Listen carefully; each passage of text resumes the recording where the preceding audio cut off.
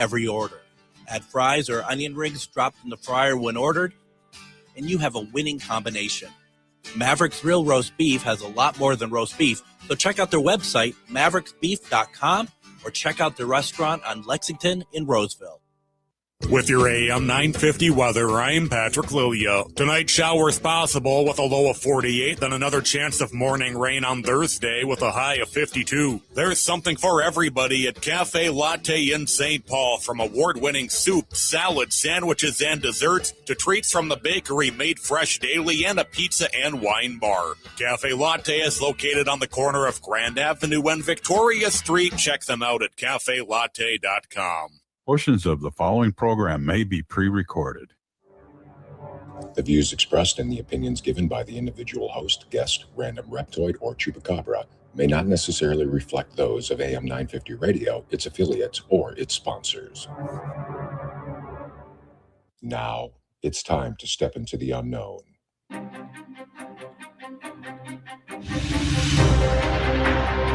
There are things people experience but never talk about. A shadow moving in the corner, flickering of the lights, a disembodied voice. We invite you to talk with us. Share your story, share your experience, because this isn't just your story. This is our story.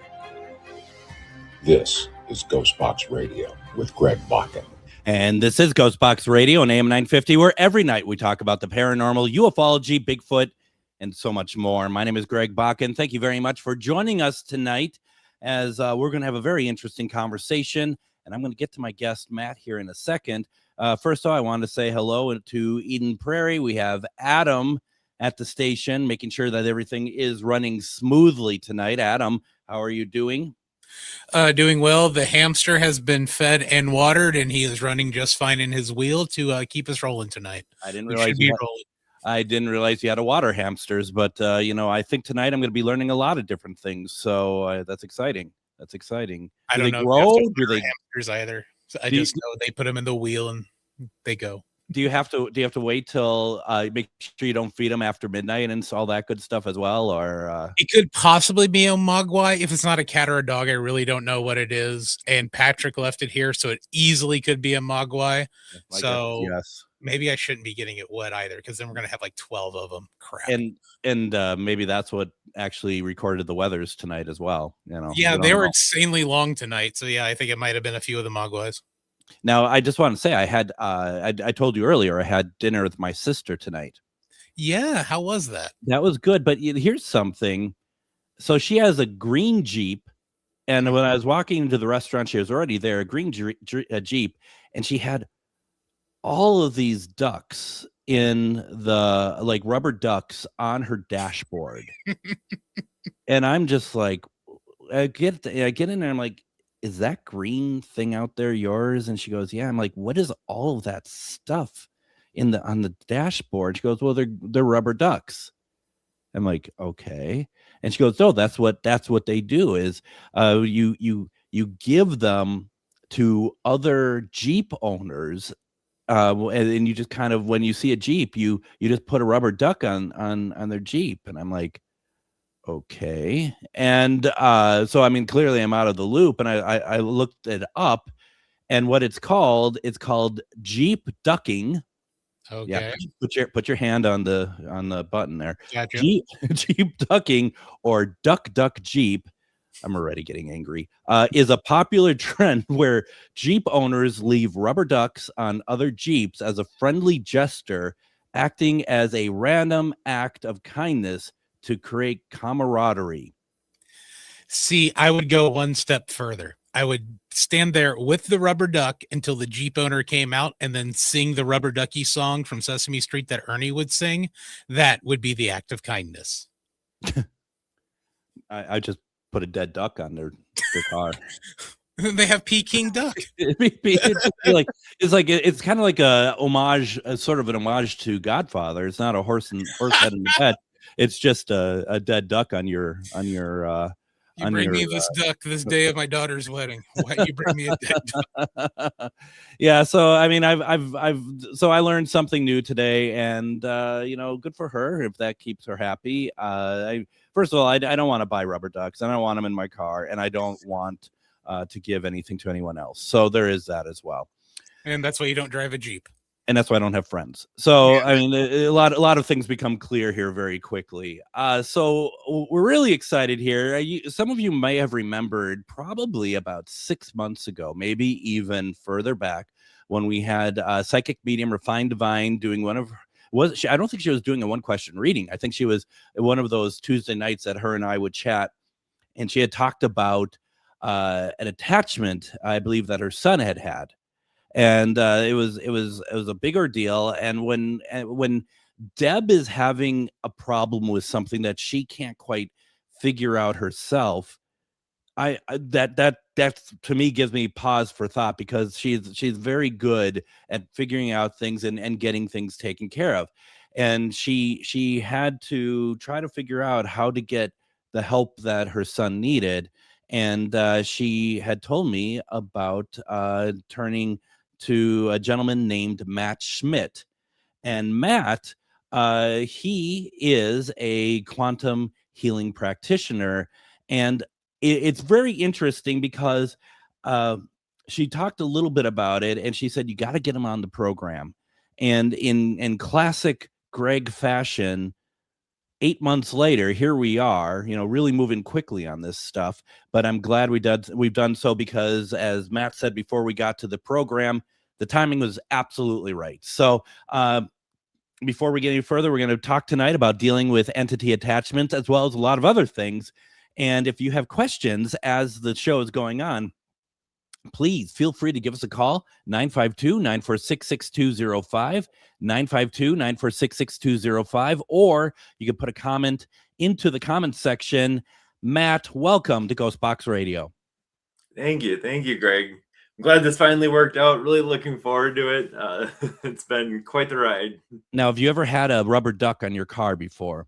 No, I didn't know what that was until today when you explained it. I didn't know if it was some culty thing, or if it was just like a localized thing. But I mean, I love it. It is culty, isn't it? It's culty. So okay, so no other vehicles do that. They don't have like a secret society, isn't it? Yeah, kind of. Like, what don't I know?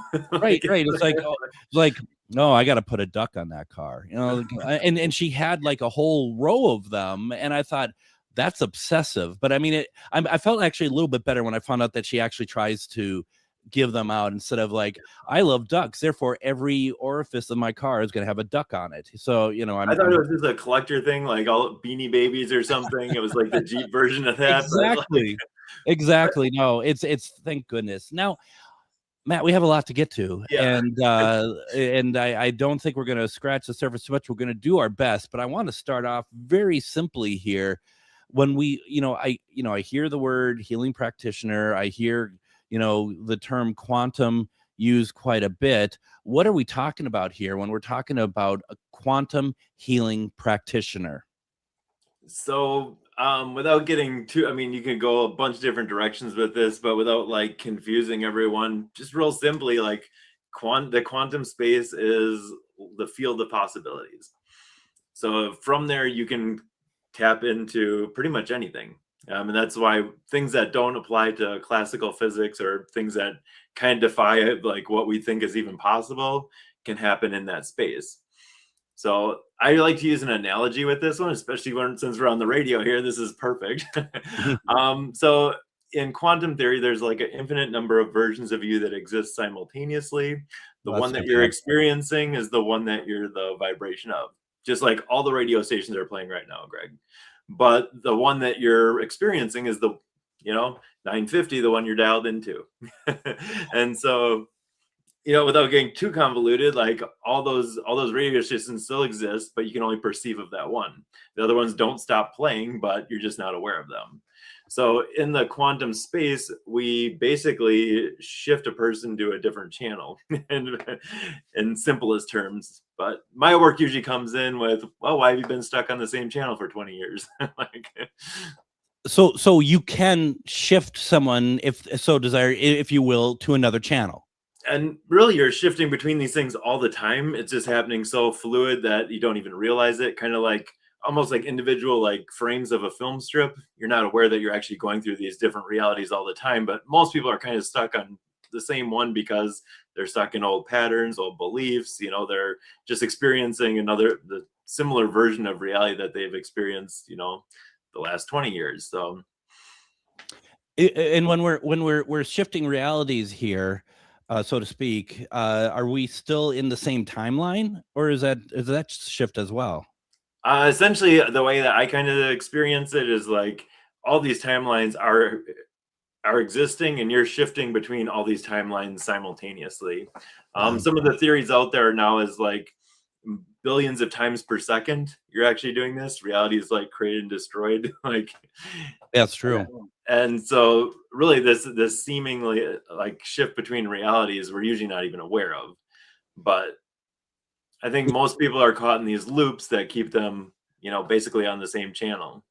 So it just kind of made me feel like because I use a piece of equipment for paranormal. It's called Spirit Box. And in a sense, what you just described is like we're human beings as spirit boxes. We're shifting. We're always going to the different channels. Yeah. And it's what our communication, and we're communicating through that and working through that. It's really interesting, actually. I hear so much overlap. there is. Right. And also the fact is like, and like I said to you, full disclosure before programming, I hear this stuff all the time, quantum and stuff, but I don't quite understand it. But this is really interesting. And it actually really makes a lot of sense. But I also find it very interesting that we are probably the majority or more of us are shifting without realizing it, but you said that there's some that are kind of in that loop that doesn't change. Most of us are, yeah. Most of us are in that loop. Yeah, and they're usually been stuck on this experiencing reality in the same way, and like minor little shifts, but really it's just it's a different song on the same channel. But do we is that of our own choosing to stay in that loop? Like, is it being just comfortable, or is it something out of our control? Yes, and I don't think people know how to re-access that to change it. Like, you're not going to talk your way out of these things. You're not going to think your way out of these things. But by re-accessing where the things are that are keeping you stuck, we can change them on that core level. And then it appears like magic happens on the outside, but it's really because we made that change on a deep level on the inside. So do we realize that we're in this loop? Do we realize that we are kind of stuck? Eventually, but I think some people, I don't think ever realize it, but I think some people realize it and they just don't know that there's even an option to get out of it. They're like, oh, this is just life. That's kind of how I felt before I kind of discovered this whole realm. I'm like, well, this is just how I am, and you kind of give up, and it's just, you get used to living like a certain way. Like, well, this is okay. This is fine. What does that look like? Because because I part of me is reason why I'm asking, because part of me is like, are we talking like very general everyday sort of things that we consider being in a rut and that's the loop, or is it something more beyond that we feel that something just isn't right with us or something? It can be all of it, and usually it's just stuff that's stacked up that's like preventing us from shifting. And even if you want to make a change, it's not going to happen. You're going to rubber band back because it's like you're rowing a boat that's still tied to the dock. Well, good luck. Let's see how far you get. Yeah. No, that's wow. It's because so there are people I know in my life, and maybe it's me too. I don't know. I don't consider myself like in a loop, but maybe I just don't know. But there's people that you just kind of feel like everything to them is a process. Everything to them is a sludge, and that they can't seem to get out of their own way. They seem to think that everyone's against them. They seem to think that, that they're just kind of stuck in life the way it is. Would that be something that they would come to you for, to maybe try to help shift that? Absolutely. And usually it starts out as one thing and then we end up going deeper. It's never one thing. It's like, oh, here, this is your mom's belief that you took on when you were a kid. And oh, here, this is what your mom was thinking while she was pregnant with you. And like, we're just ripping through stuff. And it's amazing kind of where all of that comes from. And then I think that seeing the results is probably the most profound for me. I came from a strong medical background. Yeah. I've had people that have regrown body parts. I've had people move their bones back into place after getting hit by cars, but essentially they shifted to a version of them that was never injured in the first place. So it appears like something physical, like shifted beyond what we can even comprehend. One lady that I had, she had metal pins and screws put in her arm, where she injured it 20 years ago. So she wanted to focus on that. A week later, she ended up pulling her bicep, went had her arm x-rayed, no metal pins and screws, and all the bone was back in place. That's what I mean about the quantum space. Physically, that's impossible. It's medical grade titanium. It doesn't just go away, but she shifted to a version of her that was never injured in the first place. It's almost like doing the undo button on like a Word or something, where it's like we're going back to a different before such and such happened. Yeah. Wow. It blows my mind. So I mean, I was in I had 11 years of college. I have all these scientific degrees that I don't use now, but I was pretty confident I had an understanding of how the world worked. I realized everything is way slipperier than it ever appeared. And that really starts opening up doors then, because then you're like, well, what else can we do here? How hard was it for you to make that shift yourself in terms of being because I mean, no offense to scientists or anything, but it feels like that sometimes, as much as we believe scientists are always about, well, you know, we're open to all possibilities, some seem to be very, you know, regimented in their beliefs. Was that a big leap? Like, was that a hard leap for you, or did you like, I get it? No, it was definitely a hard leap. And it was, I mean, think about it. You spend your whole life invested in a certain belief system, and like that's hard to change. And especially when you think that you're right. And I'm like, when do I stop questioning stuff? Like, as a scientist, like, isn't that what you're supposed to do? But right. I didn't. I was like, well, this is the way it is. And I was very rigid and wouldn't even entertain anything outside of that. And I'm like, this is so backwards, because even when you get into these upper levels of science, it's like the theory of this, or like nothing is even, there's no like hard evidence for anything. It's just kind of, this is what we think it is. So it gets pretty abstract. So I'm like, how do we negate all these other sources of information that, you know, that was probably the hardest, is admitting I don't know everything. like, hey, Matt, maybe you don't know everything. And it allowed me to take a step back and be like, see the world through kind of new eyes then. I'm wondering if I can go back to a version of myself that's like 80 pounds lighter. Is you know, that's what I'm looking for, quite frankly. I don't know. After my first healing session, I didn't address my weight. I lost 60 pounds in 2 months, just from stuff my mind was hanging on to. Like, didn't even address that. I'll send you an email. No, very cool, folks. I want to talk about dealing with entity attachments, and we're going to get to that. What I want to do is I want to take a break, but first off, I want to remind people, because we're going to probably talk about a lot of subjects and stuff that if we gloss by too quickly and you may have questions, please give us a call, 952-946-6205. Matt's going to want to answer questions and stuff, or you could put into the comments. Folks, don't go anywhere. You're listening to GhostBox Radio on AM 950. Okay, question of the day. What do UFOs, ghosts, breathwork, and psychedelics have in common? Find out at the Contact Modalities Expo, May 1st through 3rd in Wisconsin, the Midwest premier event all about consciousness, life's mysteries, and all the stuff that blows your mind. 4 stages alive at the same time with world-class experts and tons of hands-on experiences. Hosted by Jimmy Church, you'll be doing UFO Skywatches with Chris Bledsoe, workshops with Dr. Diane Hennessy, Lidu and Dahlia from the telepathy tapes, a group quantum hypnosis by Sarah Bressman Cosme. You'll learn telekinesis, telepathy, dowsing rods, plus God helmet experiences, a real live seance, and live performances galore. Whether you're brand new to this world or knee-deep in the rabbit hole, this is the place to explore the unseen, the unexplained, and the undeniable at the Contact Modalities Expo, May 1st through 3rd. Curious? Learn more at contactmodalitiesexpo.com. Greg Bakun here. I've told you about the out-of-the-world roast beef sandwiches at Maverick's Real Roast Beef, but I haven't told you about their Philly steak sandwiches, turkey bacon avocado sandwich, BLT, crispy chicken, fish sandwiches, brisket, or pulled pork. Okay, you get the idea. They make a lot of delicious food to the same standard as their famous roast beef sandwiches, and now I'm starving.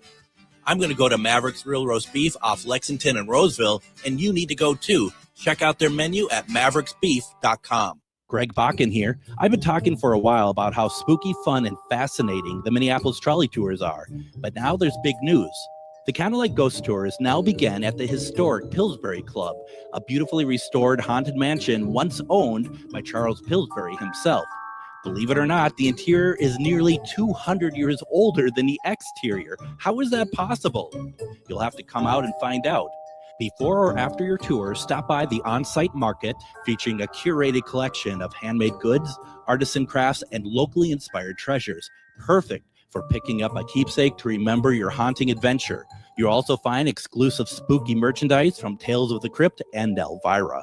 Then climb aboard the climate-controlled trolley as we travel through Minneapolis's haunted hotspots, uncovering ghost stories that locals would rather keep buried. The mansion is restored to perfection, and there is no better way to spend an evening.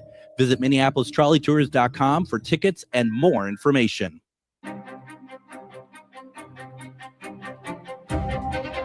And I've been saying this for a while, and as the weather is getting better out there, I think it's time to get a group together. We got to go over to Mavericks. What do you think, Adam? Should we go get some roast beef sandwiches, see who else wants to come along with us, and maybe get like 15, 20 people together, and then we could do credit card roulette and see who pays for everybody. How's that sound, Adam?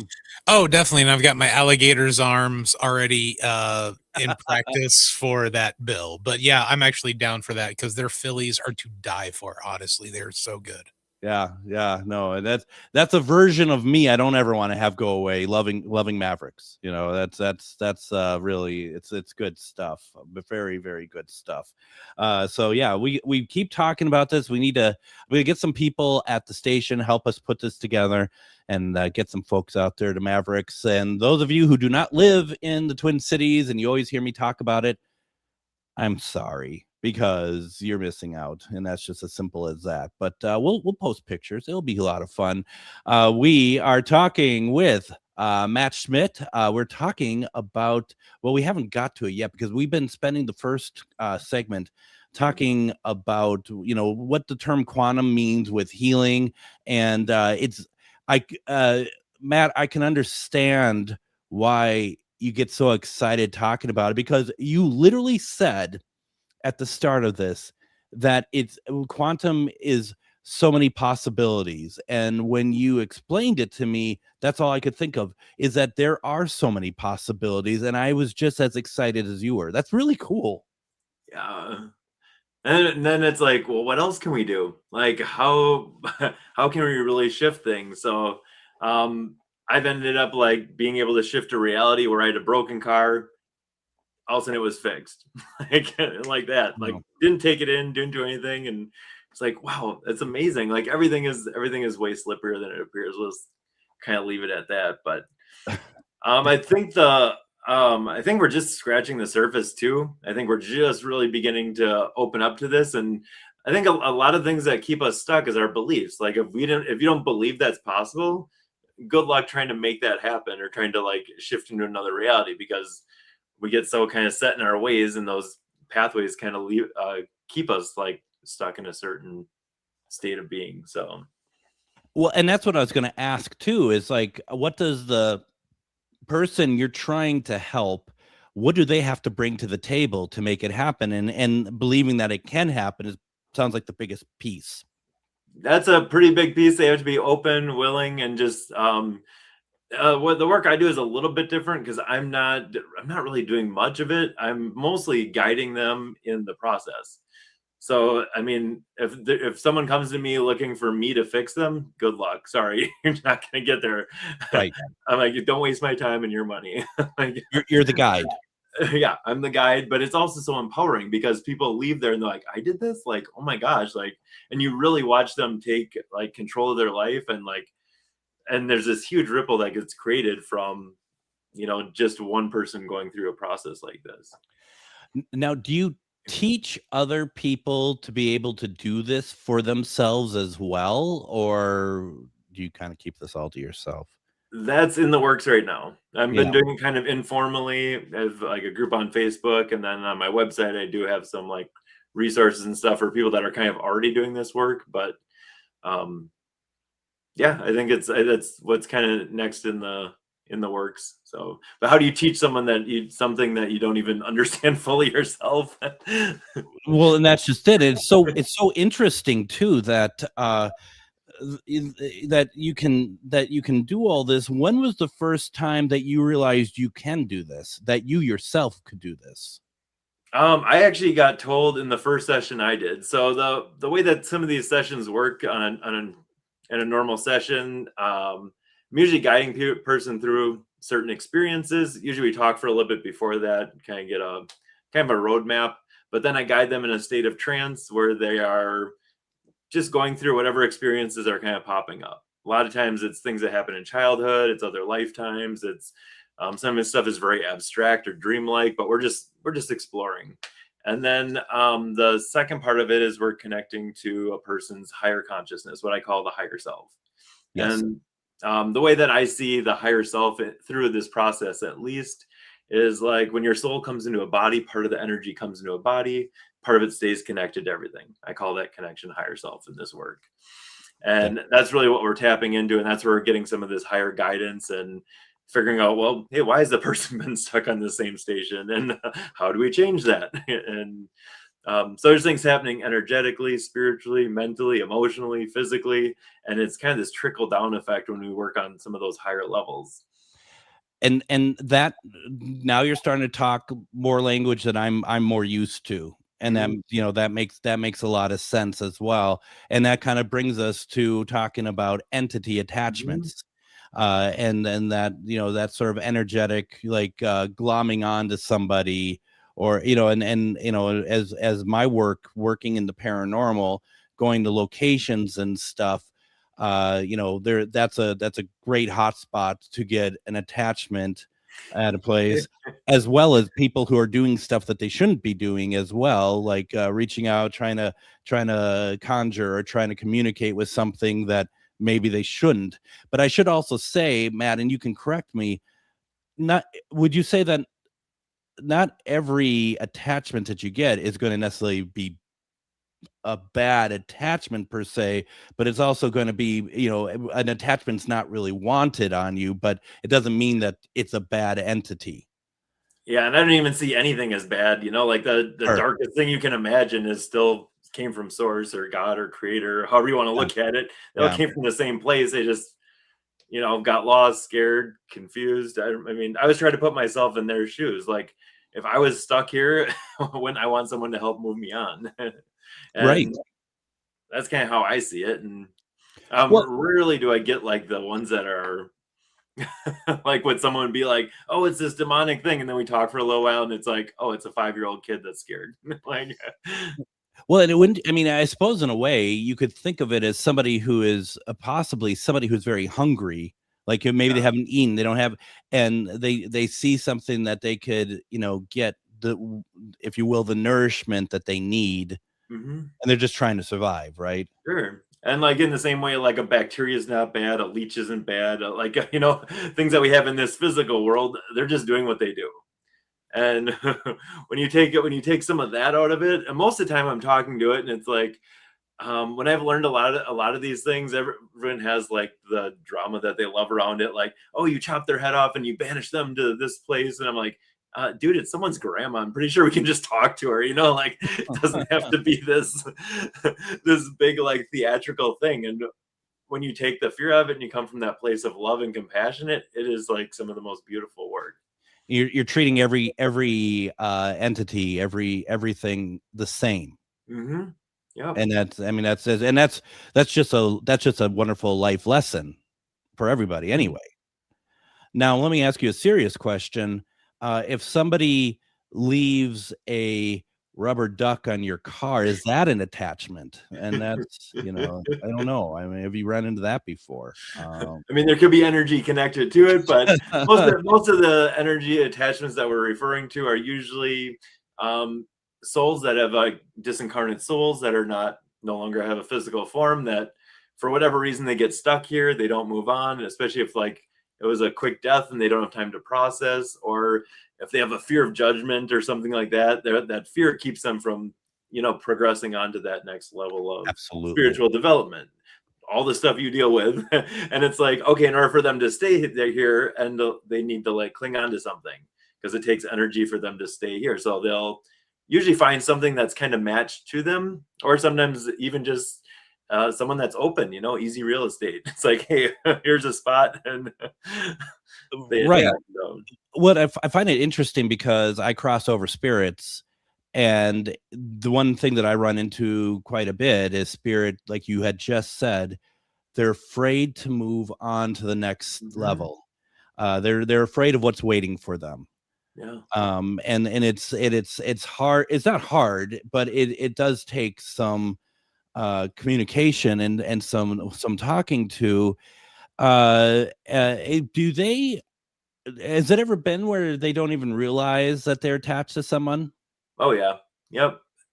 Especially if I get like I don't know, a person will describe a male energy that's angry, that's attached to their heart, and I'll ask. I was like, okay, they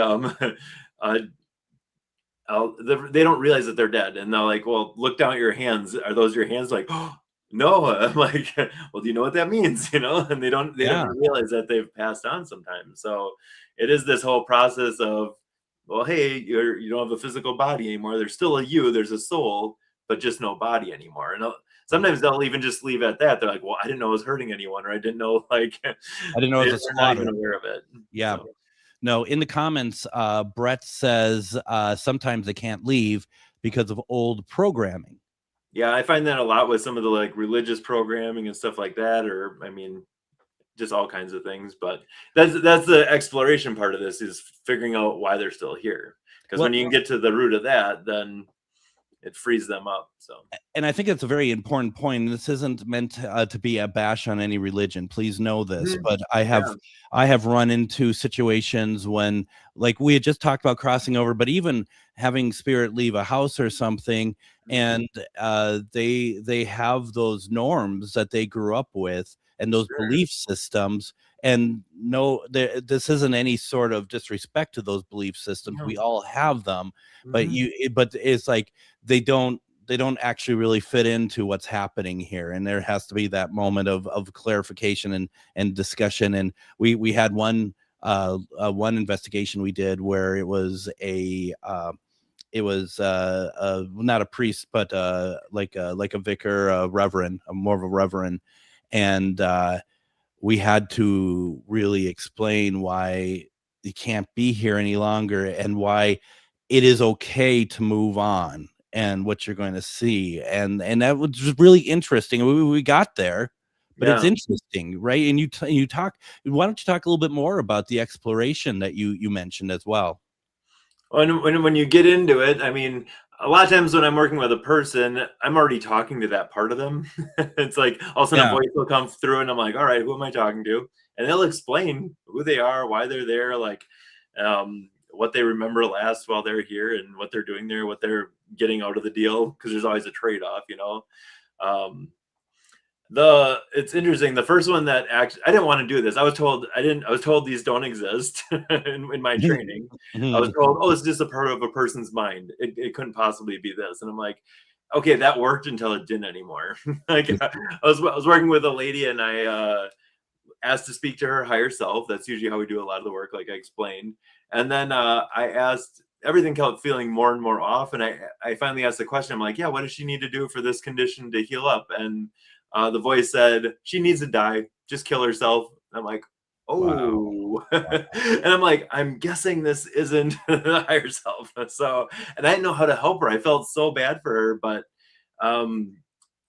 it pushed me into this whole realm. It was like I had to get dragged to do this, but I couldn't deny it anymore. I'm like, something else is going on here.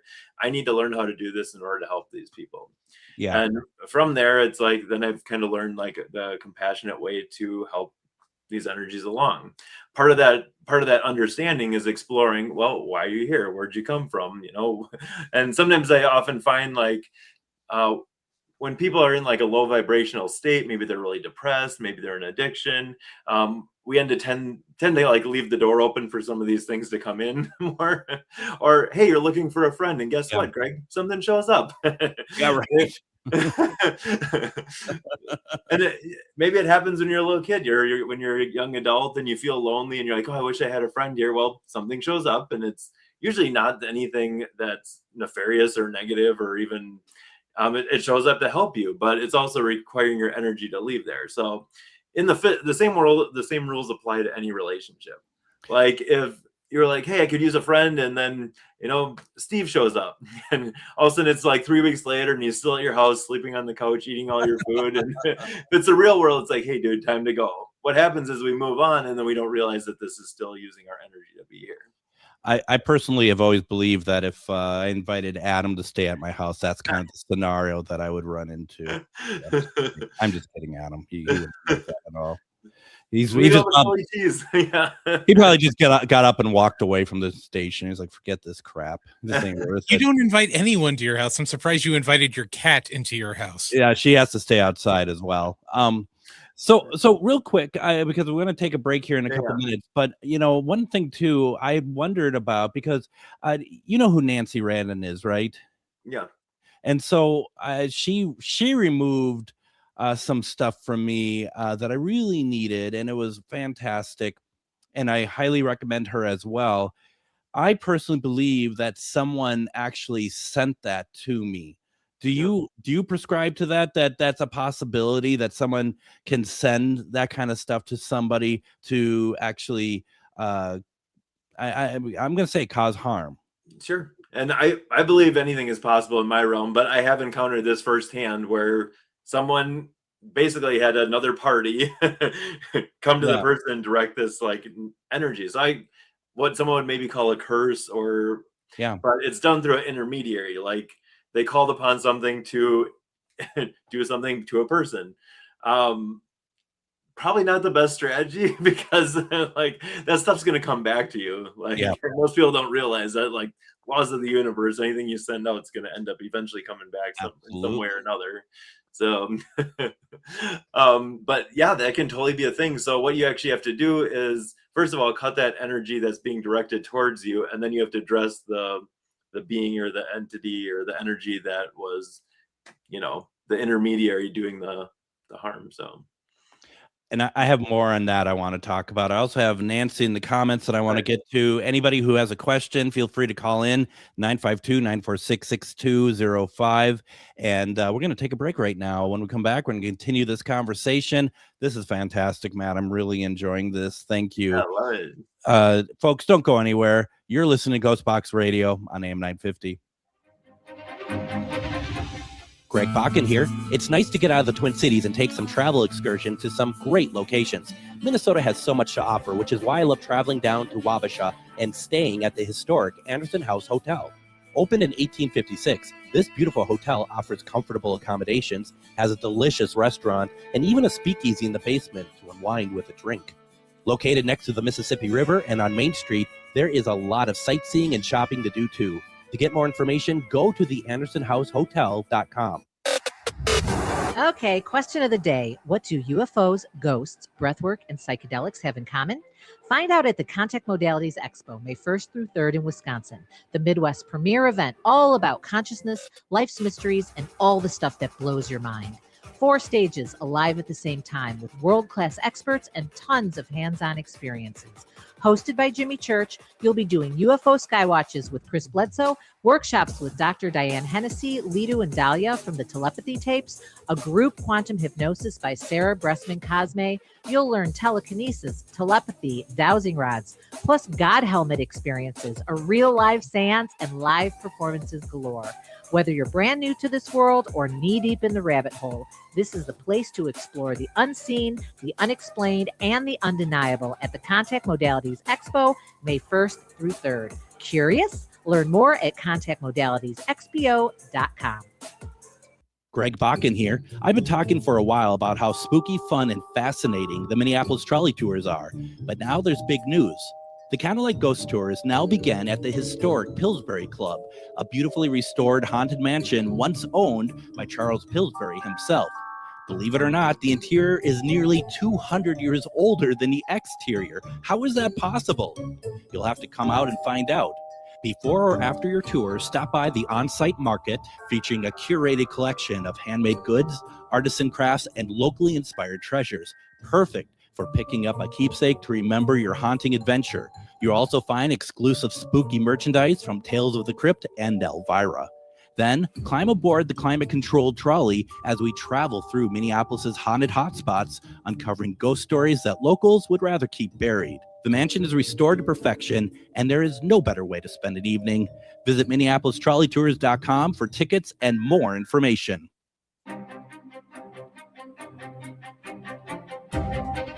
And join me tomorrow on GhostBox Radio with Greg Bakun. We are going to be doing a replay. I haven't picked it yet, but, every episode's good, so you're going to really enjoy it. Friday, we're going to be live. Adam and I will be doing Casual Friday, question of the week, all that good stuff. So make sure that you set some time aside and that you ease into the weekend with GhostBox Radio on Casual Friday. Really appreciate it. We are talking with quantum healing practitioner Matt Schmidt. We're talking about dealing with entity attachments. Matt, I want to quickly make sure that people know that you are available to help people, right? People can reach out to you and set up some sessions or whatever else, right? Yep. And I'm available to work like anywhere in the world. I work remotely, and I also work in person out of like the Green Bay area. So nice. Matt's website is Matt Schmidt QH.com. Boy, I already screwed that up. Matt Schmidt, QH quantumhealing.com is what that QH is for. We'll put it into the comments. I'll put it in all the stuff that I am going to share afterwards. And folks, go check it out. And you can go to his site, and he has a lot of information on his site. And what I also heard that you really need to check out, because this is what Deb had told me, you got to check out your YouTube page. You have a lot of amazing videos on your YouTube page. I even have a video specifically for this. That's my go-to when I pick up something. It's an occupational hazard doing this work. You're just bound to end up with something. If you work in a hospital, if you work in a jail, if you're human, you most likely have picked up something and you probably aren't even aware of it. But the shifts from these things are profound. I love this work because it's always a win-win-win. You help that soul to move on. You helped your client, and then you also for yourself, we're able to help someone else. So when it's done from the right space, it's awesome. I've watched people's eye color change when when that energy is released. And I'm like, wow, that is fascinating. They're no longer suicidal. They look like 10 years younger sometimes. I'm like, it's wild to see how quickly things can shift and how one thing alone can really impede a person's quality of life. That's incredible. Gosh, that's so cool. Going to the comments, Nancy had written a book, apparently. She wrote, my thought was possibly that they left that bad energy behind as opposed to bringing along baggage. Those are the hauntings. They can have intelligence as they were recently part of a human that moved on, but they are not the complete person. They are only what they choose not to bring. No rolling eyelids or no rolling eyes, kids. Oh, we're not going to roll our eyes at you. I'm just trying to remember what we were talking about that precipitated this comment. because it's interesting, but I'm not quite sure. And you know, this is the way that I work, and it sounds, you know, I'm happy to hear it kind of sounds very similar into the work that you're doing, that anything is possible. I'm not in a position to say, Sure. well, I don't think that's the way that works. I mean, well, how would I know, you know? I live in the gray zone, Greg. I'm like, I tell people not to listen to me. I'm like, this is what I know today. It'll probably change by the end of the week. Is that what you do at your first session with them? Is like, just so you know, don't listen to me. Don't listen to me. Yeah, when I give talks, I'm like, this is what I know today. I you know, it's so interesting. And when I had my attachment removed, and it was pretty serious. It had a good hold on me. You know what it felt like? I don't know if you like lobster at all. Mm-hmm.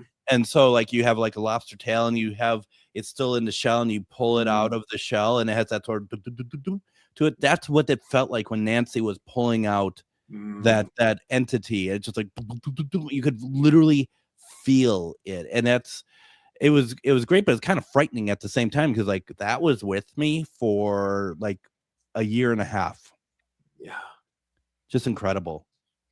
I don't know. I just it's this stuff is, you know, people think it's, you know, like oh, whatever, it's, you know, I'm just going through a bad time or something. And it's like you know when things aren't quite right, and that you need something more than just hoping that the next day is going to be better, right? I mean, there's always more going on, Greg. And I never try to pigeonhole it. I'm like, okay, what's causing this? And we just kind of follow the core and be like, oh, well, here's the issue, you know, and then you address with whatever's at hand. And there you are. Do you ever find like what I would call alien energy, like energy? A lot of times those are centralized above the head, and the person will often describe like a metallic taste in their mouth as we're addressing these, and they're very convincing. They'll do everything they can to convince you that they need to be there, and they're just there for the person. But it's like, it can definitely be a dance trying to get those to be able to go, because they're pretty sneaky. Why would they be there to begin with? Do you know? Or sometimes there is like a contract of them being like, you know, connected to the person to keep an eye on the person, but they can do that in other ways. They don't need to use the person's energy to stay connected. And sometimes they'll just be here as like a ride along, just to see, you know, to experience Earth and various reasons. I mean, you can get to the bottom of it, but I've always had and I've talked to people in like the alien community, and I've given my theory, and a number of them have agreed, and it kind of almost makes me feel like that this could possibly actually really be true. As I've often wondered if to some people, aliens hang on to certain people or families as that they are kind of like they're an ongoing project for them, kind of watching them and experience them and whatever, and that they're, you know, especially ones who have been abducted, and that they feel like that, you know, I've been abducted, but they may not realize that this has been actually going on in their family, perhaps generations before they have experienced the abduction. And I think regardless of what it is, this process is helping people to take their power back. Like, you can end those contracts if that is part of what you signed up to do. I've run into that, and I asked, so like, she has a contract so that we can come take her anytime. We've been taking her since she was this age, and I'm like, well, can you stop? Well, yeah, sure. You just have to ask. I'm like, oh, okay, really? That was it? Like, but it's usually when you understand it more, it's usually for the good of the individual. Rarely is it affecting the person, other than the fact that they don't understand it or they don't know what's going on during those times. They usually try to like wipe the memory, but in these deep states of trance, you can kind of bypass that and figure out what was actually going on there. A lot of times they're like, oh, we're upgrading their nervous system so they can adapt better on this time on Earth, because they're struggling. I'm like, okay, so it's usually for the person's highest good, and we're just not aware of that most of the time. Sure. Oh, and I love the fact, and it's something that I think we can't overlook. And you said getting your power back. Mhm. Because I think that's something that, and people like, even in like, I'm going to break it down, paranormal stuff, when people are like, oh my gosh, I have a spirit that's bothering me in the house, you can tell them, please, please stop doing it. You like you said, you asked the question. But I also think too, I've done this before, where I have like a string of like bad days or bad things happening, and I'll literally be like, this needs to stop now. I've had, enough of this. And I think, I feel like you can get that power back as well. I think that's the connection to universe that maybe people don't always understand, is you throw out there what you want, and the hope is not the hope, but the belief is that you get it back. They always say universe provides.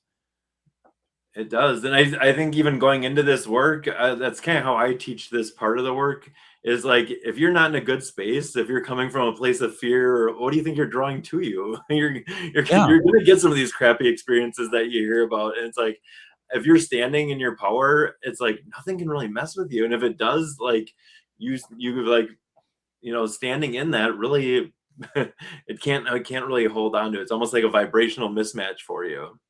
And oh, go ahead. Oh, I was just going to say, sorry, I didn't mean to interrupt. I guess, No. I was so excited by what you're talking about there. And it makes me think, like, how is there a way that people can stand in their power, just like every day, kind of energetically prepare themselves to be at their best that they can be for the day? I really think you can. I think a lot of the work that I do with people is like getting them to a space where they can hold it, because maybe you think you're not worthy of that, or you don't deserve that. Well, all those little things, all that crap noodling around in the background is like is basically taking up space for you to be able to hold that and maintain that space. So something else, and something else too. And I mean, I was going to ask, do you think this works? What I'm going to say, there's no way it couldn't help, is that, and a friend of mine, Shar, she had always said that, when she wakes up every day, she thinks of 5 things that she's grateful for. And I think the state of gratitude goes a long way, especially when you are going through dark times. It's so easy to forget that there are good things in your life. And, it could be as simple that I got a new sponge to wash dishes with. I'm grateful for that. It doesn't have to be grandiose. And that's the thing that, that I feel like there's people who don't have that positive outlook, that they need that sort of like reminder. You have to be grateful. I mean, you should be grateful. I don't want to say you have to be, you should be grateful. And that's a good reminder. I've noticed that the positive thinking only gets you so far, though. If you have all this other stuff, you're like, oh, I'm doing great. And you're carrying like all this luggage behind you and dragging it up a hill. It's like, I'm fine. Like, how long can you keep going with like that before you're like, house is on fire, and it's like, this is great. Yeah. I should address what's here, so it just doesn't keep happening. Yeah. No. Both sides of it. So what happens, as we have about 2 minutes left? I mean, this goes by really fast, doesn't it? Yeah, it does. When someone reaches out to you and you're like, I need help, I need something. What happens at that point? How do you kind of get to a point that you kind of figure out what needs to happen? First of all, I see if it's a good fit, like if it feels right. Also, if the person's ready to do some of this deeper work. If someone's like, hey, can you fix my mom? I'm like, let me talk to your mom. I don't want someone else like setting up something for it. Like, that's not fun for anyone. No. And then I usually like, we figure out, pick a time and date, and I usually have them prepare a list of information they want to address. A lot of times they'll list like things going on in their life, or talking points, or, questions they have. And that kind of like gets them in the door. But then the day of, I mean, it can really go anywhere. Yeah, no, it's about a 4 to 6 hour process when I'm working with a person. Like, we're going through the depth of everything, so probably a lot more thorough than most other types of healing approaches. But so clear your calendar to start with. Make sure there's time. I mean, honestly, too, right? Make sure you have time to do this. And the day after, probably don't make any plans, because it's like drinking from a fire hose. So not for everyone, but when people are ready, this is where it's at. And they're gonna be exhausted. It can happen. I mean, it's quite common. So Yeah, no, I mean that's the thing. And I suppose too, like a big part of any kind of healing, any kind of anything, is that the person who is needing the help, they need to put in the work, right? So if like they reach out and you're like, well, I'm gonna need like 4 to 6 hours for us to just evaluate what you need, and if they're hemming and hawing over that, it's like probably this may not be the right fit. Yep. Yeah, and it's like the ideal person is the person that, they've been working on themselves, doing the work, and they're like, now I'm stuck. Perfect. Like, they got as far as they could, and now yeah. they need your help. Mm-hmm. That's cool. That's just so neat. I'm really happy. We have about 40 seconds left. Do you have a lot of people coming in? Is it, dare I say, is business good for you? Yeah, I'm booked like 4 or 5 months out. I mean, it's pretty decent. It's steady, solid. So that's great. I appreciate that. Congratulations. But people should still reach out if they need, and you can kind of work with them about when timing works and stuff. And once again, folks, that is Matt Schmidt, QH.com. The QH stands for Quantum Healing. Go check it out. And at very least, check out Matt's page. Check out his YouTube channel. And Matt, that YouTube channel, what is that called? Just your name? Matt Schmidt QH. You can search for it. So, and even though it's not in person, you can still chip away a lot. I had a lady contact me the other day. Her brain tumor went away in 3 weeks just going through the videos. Never even met her. Like, everyone has this ability. If you take nothing more away from today, know that your body's ability to heal itself is greater than anyone's permitted you to believe.